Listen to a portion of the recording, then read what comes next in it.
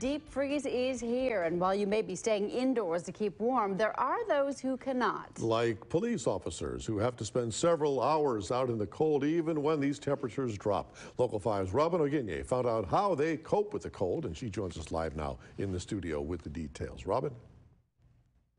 Tom, Aaron, the Green Bay Police Department not only have to worry about keeping themselves warm, but also a car full of equipment.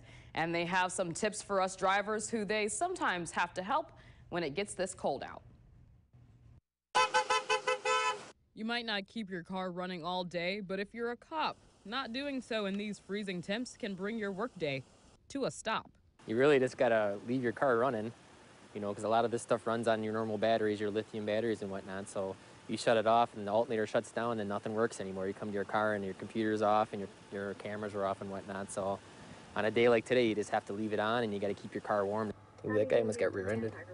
Throwing on an extra layer of clothes helps, but there are some situations you just can't prepare for. Last night I was sitting up on the Leo Frio Bridge for 25 minutes with a semi, and it was definitely 10 degrees colder way up on that bridge than it was anywhere else. So the cold definitely doesn't just take the toll on us, it takes the toll on people's vehicles and their property and animals and whatnot. As it turns out, those shifts are shorter, so no one gets sick.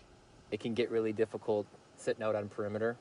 If somebody's we're tracking with a canine or something like that, having extra guys on the call to swap in and out to avoid us getting frostbite. So it gets difficult in that way. You just got to be prepared and use as many people as you possibly can. We are calling Green Bay Metro right now. Do you have any advice or tips for people, just regular everyday citizens that you guys deal with when it's this cold? Yeah, just stay home and stay warm.